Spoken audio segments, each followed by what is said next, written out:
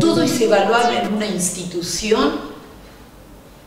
En realidad es una pregunta compleja porque tenemos algunos pequeños supuestos o mitos, como por ejemplo de pensar que solamente es evaluable aquello que es importante o aquello que puedo evaluar, y lo que no puedo evaluar es porque no es evaluable. Nos entramos a jugar con ello y tenemos una serie de dificultades. Por lo tanto, la primera o la segunda cuestión es: ¿y para qué sirve esto que llamamos evaluación institucional? Y una evaluación en la institución y de las instituciones es, antes que nada, una herramienta, es un instrumento de trabajo. Y cuando hablamos de una herramienta, bueno, uno sabe que con un martillo puede hacer muchas cosas, puede tanto destruir todo lo que hay como puede con un martillo proponerse construir algo. Entonces la destrucción no es destrucción, es construcción y reconstrucción. Entonces, desde ese punto de vista, vamos a decir que la evaluación en las instituciones es una herramienta para la continua mejora de la marcha institucional. Y ahí ya hay algunos que podrán decir: ¿pero por qué mejora? ¿Por qué no hablo de cambio directamente o innovación? No, yo prefiero el término mejora, porque cuando hablamos de mejora institucional, mejora del desempeño docente, mejora de los aprendizajes, lo que estamos planteando casi como principio filosófico es tomar en cuenta aquello con lo cual contamos, aquello que tenemos. Y la pregunta es: ¿para qué sirve la evaluación institucional? Para proponernos mejoras. No siempre tirar abajo todo, sino con esto que tenemos, qué camino podemos emprender, cómo podemos ir para adelante, sin olvidar la primera y principal meta. Toda institución educativa tiene una misión, un norte, una visión, como quieran llamarle. Existe para que los alumnos aprendan. Sé que no es fácil armar un instrumento, tener criterios, pero creo que nos merecemos también entender que esa modalidad de funcionamiento, de organización al interior de la institución genera espacios y climas de aprendizaje dentro de la misma institución. Entonces, fundamentalmente, ¿qué se nos da? Empezamos a pensar esa tarea docente, educadora, no solamente como una tarea individual, sino esencialmente como una tarea colectiva, en la cual nadie puede desprenderse totalmente y decir: bueno, yo entro a mi salón y hago lo que quiero, porque la vida institucional está adentro de cada salón, está en los corredores, está en los patios, está en la sala de maestros, está en las fiestas. O sea que no es solamente lo que pasa dentro de un salón de clases o en una reunión de personal, es esa mirada que tiene que ver, hasta como podríamos decir, con la vida misma. Y por lo tanto, ¿qué es lo que miramos? Miramos las concepciones ideológicas. Si ustedes quieren, puedo decir el discurso pedagógico. Pero cuando hablo de discurso pedagógico, no es simplemente lo que uno dice y contrario a lo que hace. No, de verdad, ¿qué se sostiene dentro de una institución? ¿Qué sistema de valores? ¿Qué posturas éticas? ¿Cómo trabajamos con temas como la diversidad? ¿En qué medida hay apoyo, no hay apoyo? Estamos tomando como principal responsable, no el único que la realiza, pero aquel que se hace responsable de ella, al equipo directivo, no el único. Los equipos directivos en su totalidad, acompañados de todos los demás miembros de la comunidad educativa. Pero ¿qué logramos cuando una institución se propone hacer una evaluación del modo de funcionamiento de su dinámica? Primero, hay un incremento en la autonomía, porque yo me puedo mirar a mí mismo en tanto institución y ver qué cosas tengo que ir cambiando, y no solamente en función de un mandato, sino de lo que está sucediendo.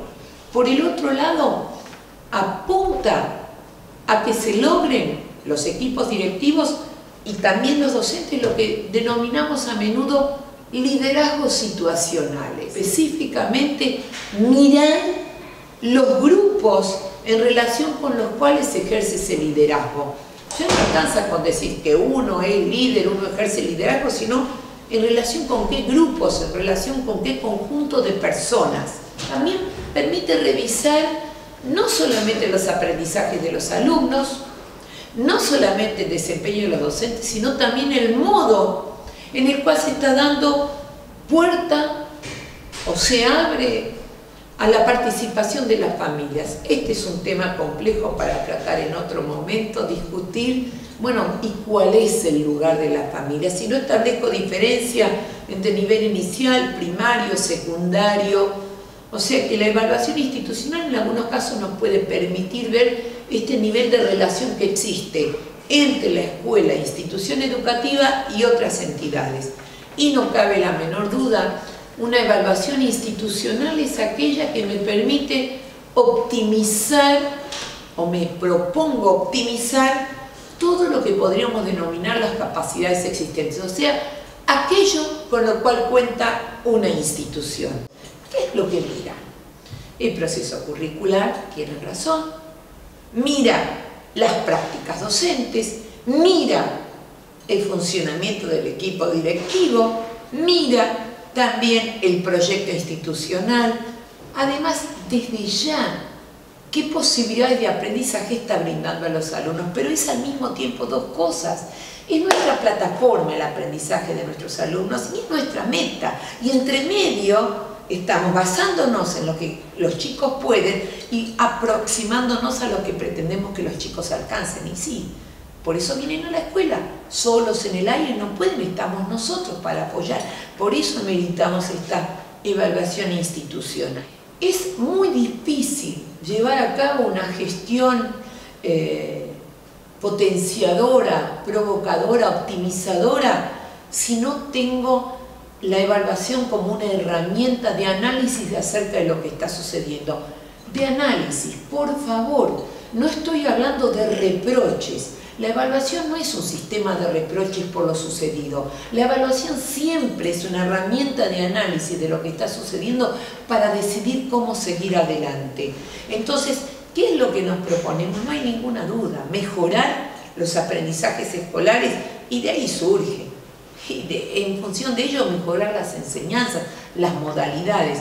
Y no solamente las enseñanzas que brindan los docentes a los alumnos, sino como dejo siempre en claro el rol del directivo como asesor pedagógico, él también sigue siendo un enseñante.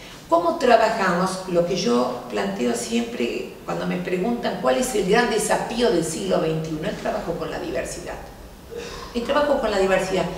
Pero acá marco algo que me resulta muy importante. Por eso lo engancho con evaluación institucional. No es solamente la diversidad en cuanto a las familias, no es solamente la diversidad cultural, no es solamente la diversidad en cuanto social de los alumnos, es también la diversidad en cuanto a cada uno de los miembros de la institución. Es esa diversidad donde a veces me planteo, trabajando con directivos, hasta qué punto los directivos prestamos atención a la diversidad en cuanto a habilidades, capacidades, dones, talentos, dificultades de nuestros docentes y los sabemos aprovechar y verlos como ese colectivo docente en el cual hay diversidad también, y eso surge de una buena evaluación. Por evaluación también puede ver no solamente qué hay que mejorar, sino qué cosas están sucediendo, de qué manera, y que está bien que sucedan así y está bien que sigan sucediendo. La pregunta es, ¿igual lo llamo cambio? Por supuesto que igual lo llamo cambio. Lo llamo cambio porque decido mantener, decido no en forma individual, desde la gestión y desde la institución, porque decido mantener algo que para el día de hoy sigue teniendo valor, y no solamente por la famosa frase, porque siempre se hizo así. No. Si para el año 2016 decidimos mantener los saludos, las entradas, las entrevistas como estaban hasta ahora, es un cambio, porque es esta mirada nueva que se tiene sobre ese elemento, sobre ese desempeño, sobre esa estrategia, sobre ese modo de organizar las fiestas. Así que permítanme que diga que siempre está al servicio del cambio, aun cuando decidamos mantener esto de esta manera, porque lo estamos decidiendo hoy. Pasar a una cultura cooperativa, colaborativa, donde sentir que estar con el otro le sirve al otro y me sirve a mí también, donde podemos aprender Bueno, eso ya es un gran logro y no es que se haya alcanzado, pero es una meta. Y evaluar a la institución también nos hace ver en qué medida vamos avanzando de una comprensión individual de la institución a una comprensión más colaborativa y colectiva. Podemos decir, bueno, no se terminan de alcanzar nunca, claro que no, por eso hablamos de mejora, o sea, grados de acercamiento. Uno diría que es como algunos autores dicen la utopía, que cada vez que me acerco a ella está 2 pasos más allá. Bueno, está bien, pero me da dirección, no necesariamente tengo que llegar para llegar a la perfección, que además no existe. Hay veces en las cuales vamos a tener que encontrar otras formas de hacer circulación de la información, incluyendo primeros borradores y enviarlos vía internet, WhatsApp, etc. O sea, el pensar juntos no necesariamente implica estamos todos juntos acá en el mismo momento y a la misma hora. Hemos aprendido que a nivel de hasta incluso del mundo virtual o digital, los tiempos y espacios de estar juntos no siempre son idénticos, pero eso no significa, voy a decir una palabra inventada, la juntez o la juntadera que se pierda, el hacer colectivo. Por eso creemos que esta posibilidad de evaluar institucionalmente a la institución potencia la capacidad de aprendizaje en forma individual y en forma colectiva. Nosotros somos trabajadores, somos profesionales, somos educadores, pero nuestra experiencia también nos dice que, además de nuestro sueldo, además de los chicos, necesitamos sentirnos bien. Y sentirse bien no es que todo el mundo nos abrace, nos ame, nos mima y que todo lo que hagamos digan que todo está sensacional. Sentimos bien sentir reconocimiento, sentir respeto mutuo. O sea, el nivel de satisfacción no siempre tiene que ver con niveles de recompensa enorme que nos llegan o de felicitaciones, sino donde uno dice... La frase sería, vale la pena trabajar acá, vale la pena, por más esfuerzo, por más desafío que exista, vale la pena. Y aunque les parezca mentira, ese vale la pena es el que muchas veces hace que uno decida trabajar en un lugar o en otro. Los directivos estamos acostumbrados a veces a hablar de los ámbitos. Entonces hablamos del ámbito académico, o sea, de las acciones que se realizan en el ámbito académico. Hablamos del ámbito comunitario, entonces hablamos de todas las acciones que se hacen en relación con la comunidad. Y hablamos del ámbito organizacional, en el cual hablamos de todas las acciones que se realizan que tienen que ver con la organización institucional, lo administrativo, distribución de recursos, etc. Pero Schwartzstein y Etkin tomaron un concepto muy interesante que es el de dominios organizacionales, que ya no serían 3 ámbitos, sino que son, yo les diría, 3 miradas que se pueden tener dentro de la institución hasta con un mismo objeto. Por ejemplo, hablan de estos 3 dominios que son, lo digo ya, el dominio de los propósitos, el dominio de las relaciones y el dominio de las capacidades existentes. Por favor, ustedes se dan cuenta conmigo que no son 3 ámbitos, son 3 dominios, o sea, son 3 miradas sobre lo mismo. La pregunta es cuál está prevaleciendo. Con este diseño que les muestro, que van a ver, que de algún modo yo puedo hacer una evaluación o proponer la evaluación institucional sobre estos puntos de fricción que a veces hay dentro de una institución. ¿A quién le corresponde qué cosa? A mí porque tengo más antigüedad. Un momento, ¿por qué no lo vemos desde el punto de vista de la meta y propósito de la escuela? Yo sé que tenés más antigüedad, pero tenés menos chicos y los otros chicos, etcétera, etcétera. O sea, la posibilidad de tomar decisiones y de poder mirar requiere que tengan claro que estos 3 dominios siempre coexisten y que estas 3 lógicas siempre coexisten y que una de las cosas que vamos a tratar es de que prime la lógica de la razón por sobre la lógica del poder, que no la puedo negar, existe, o la lógica de la utilidad existe.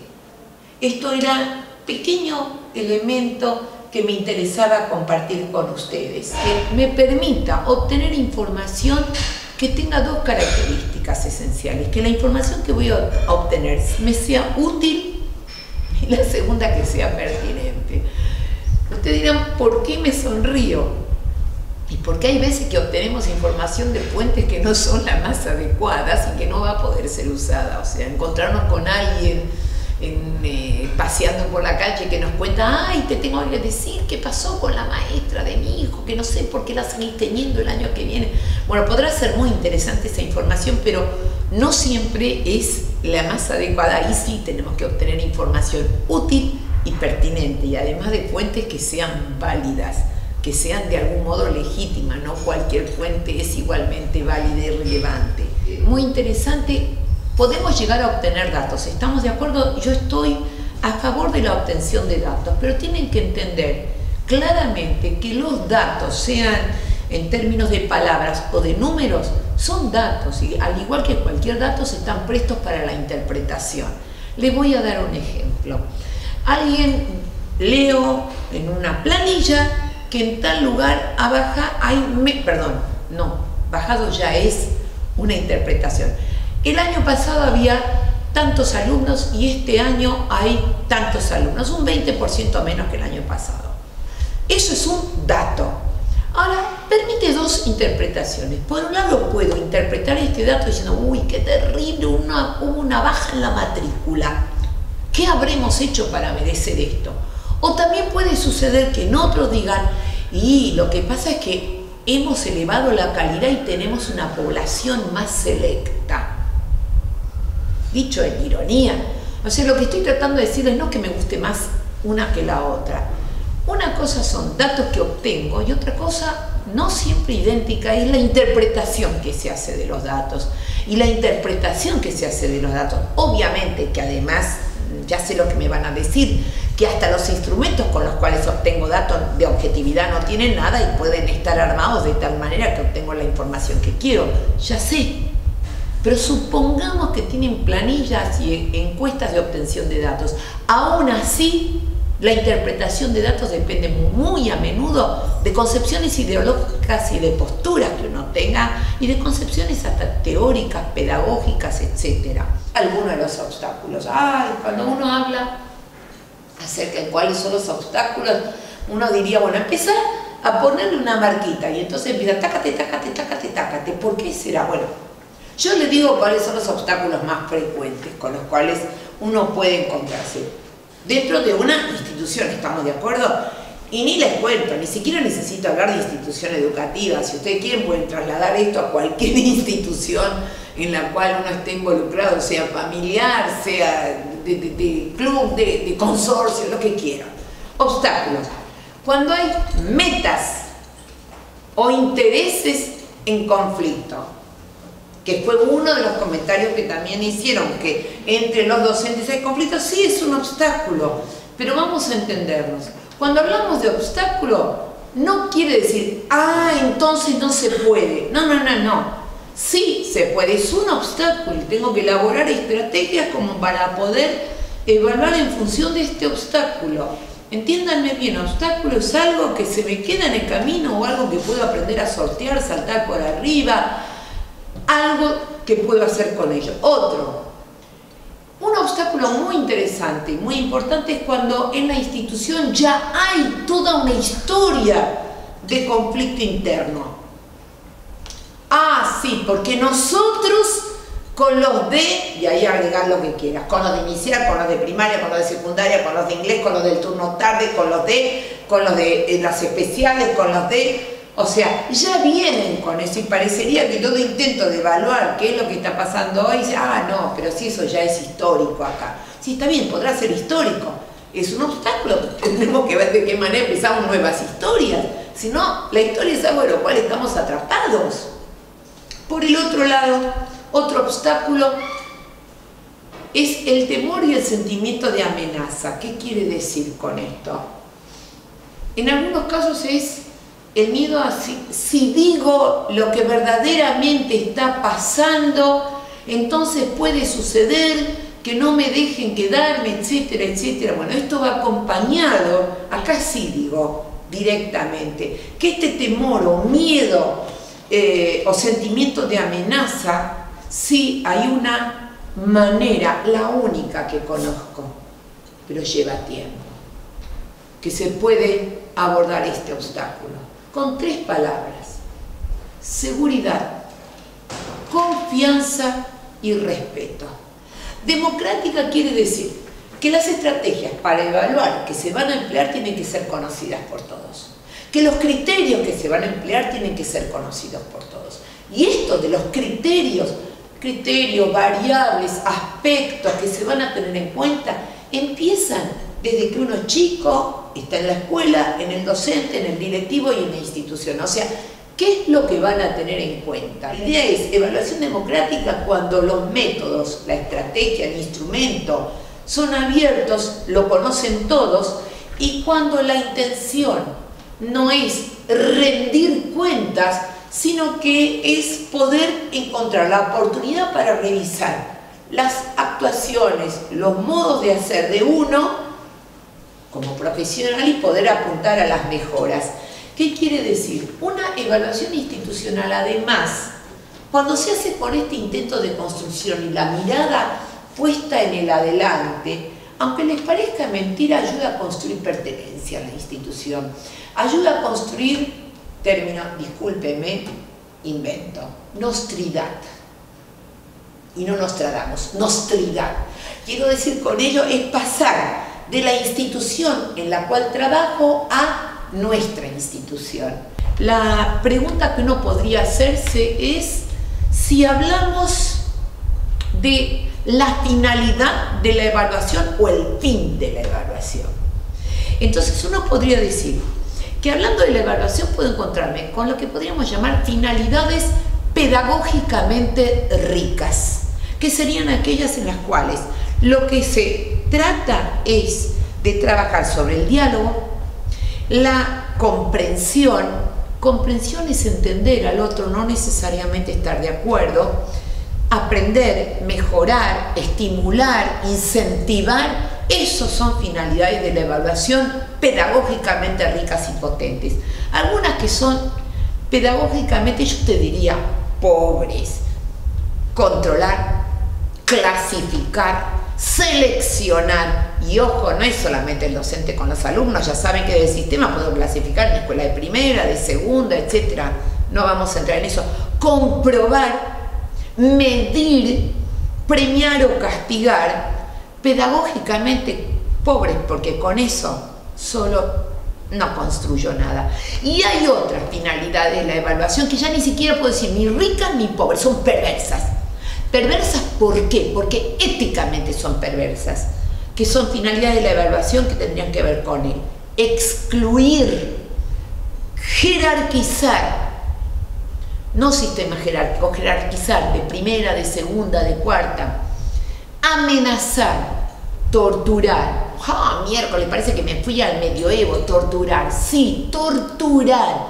Por favor, entiendan que la tortura no siempre tiene que ver con tortura física, sino que tiene que ver con tortura simbólica, en la cual uno dice, no sé qué estoy haciendo acá, hasta el clásico, ¿qué más querés que te diga?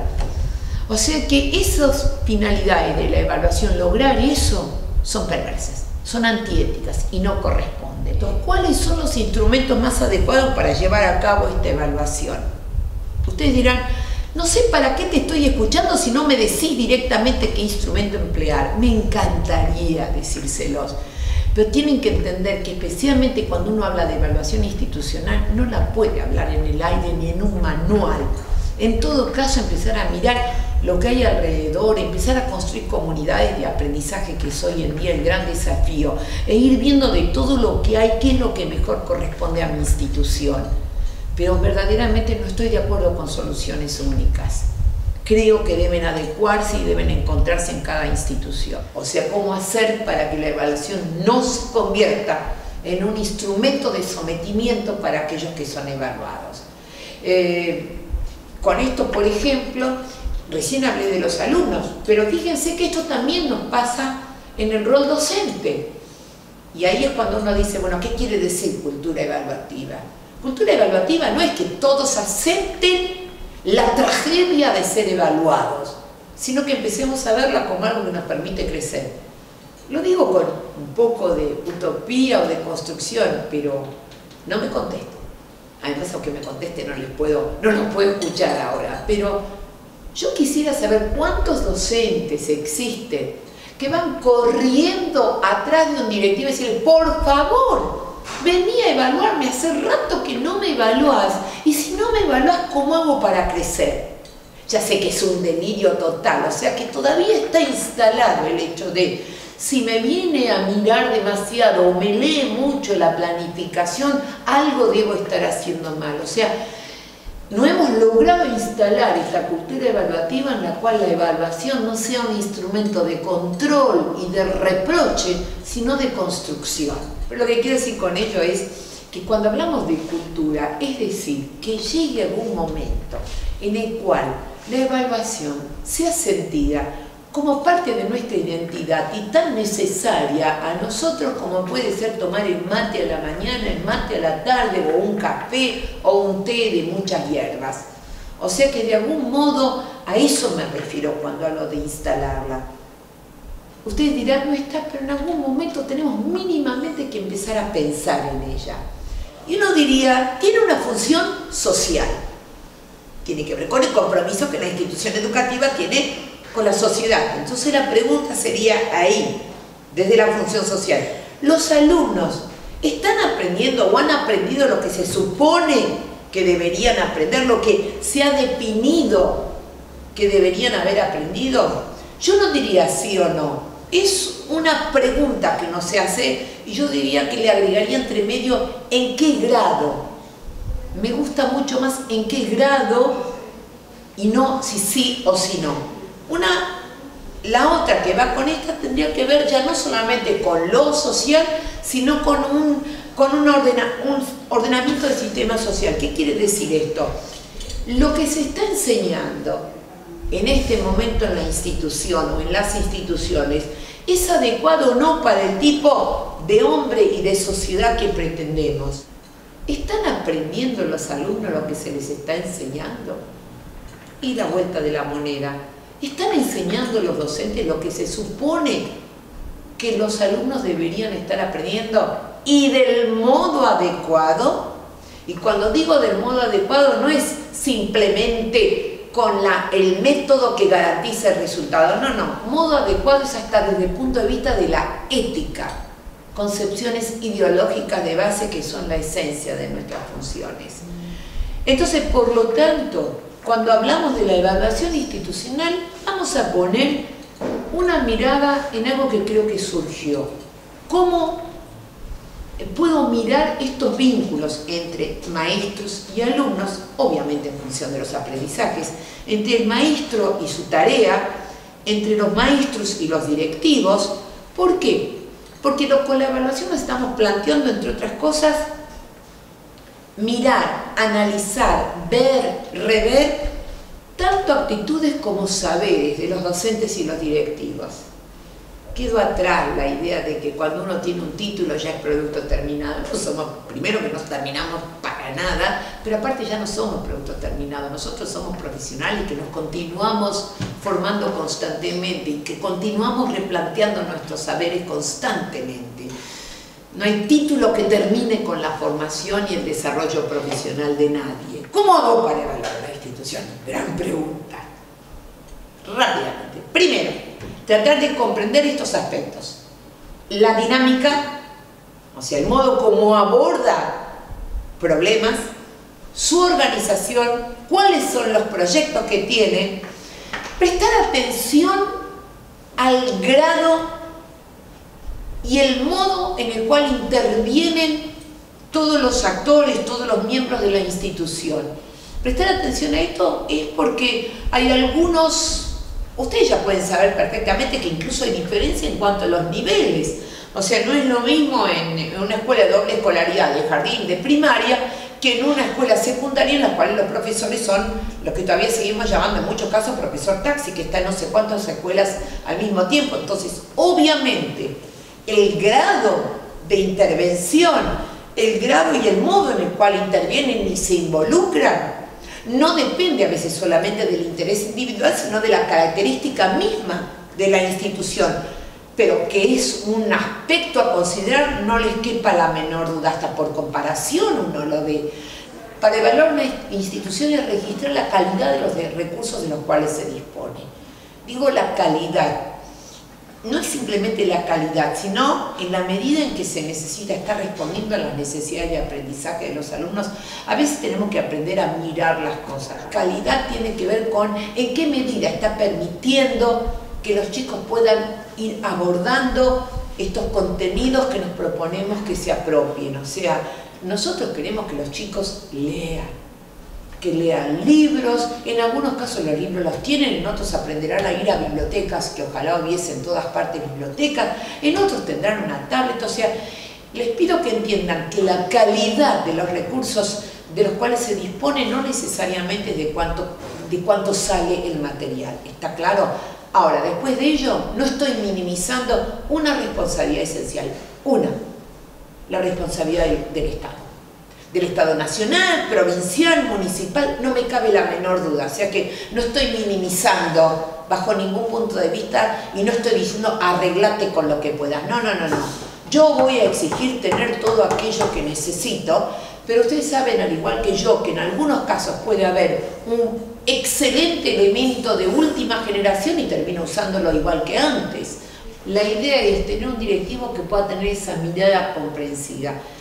¿Y qué quiere decir una mirada comprensiva? Ustedes y yo sabemos perfectamente bien que mirar en una sala o en un salón o en un aula un grupo de chicos que en este año tuvieron 2 chicos integrados con síndrome de Down, uno con una silla de rueda, otro con problemas de conducta, llámenlo como quieran, etcétera, etcétera, no quiero ninguna etiqueta, pero con alguna barrera para el aprendizaje.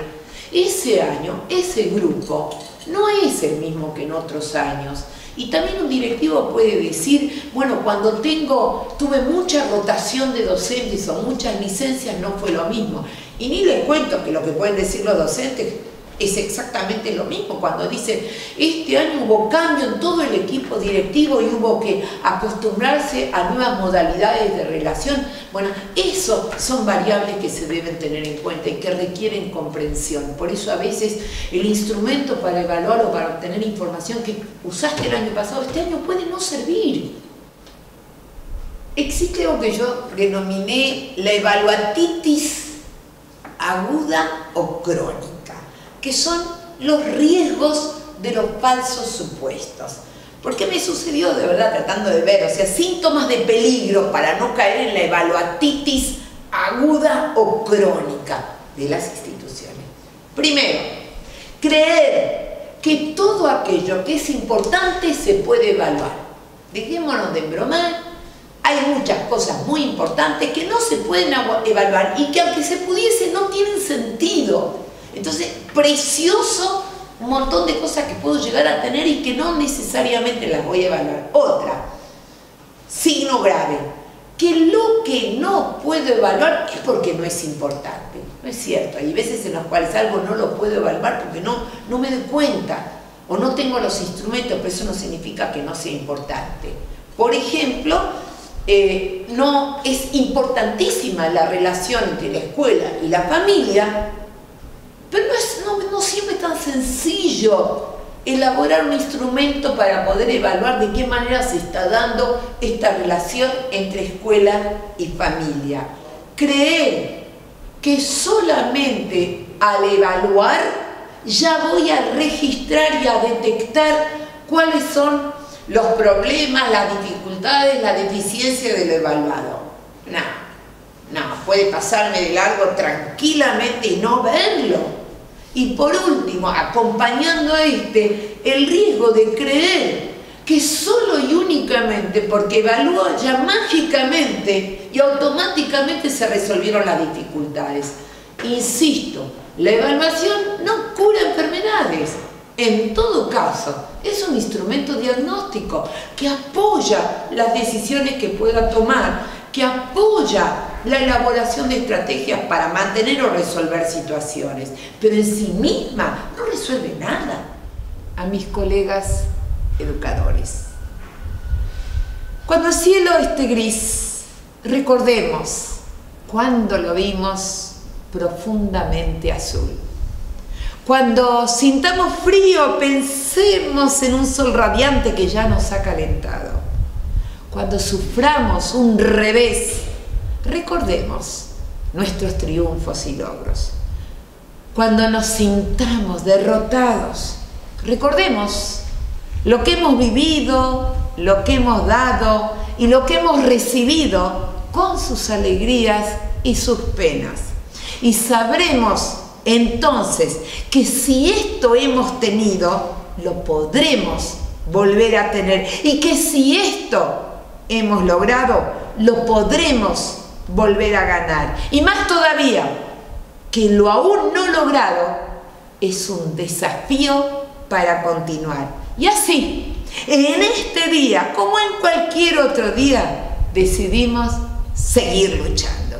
Nos decidimos a no esperar las oportunidades, sino salir a buscarlas. Nos decidimos a ver cada problema como una oportunidad para buscar juntos una salida.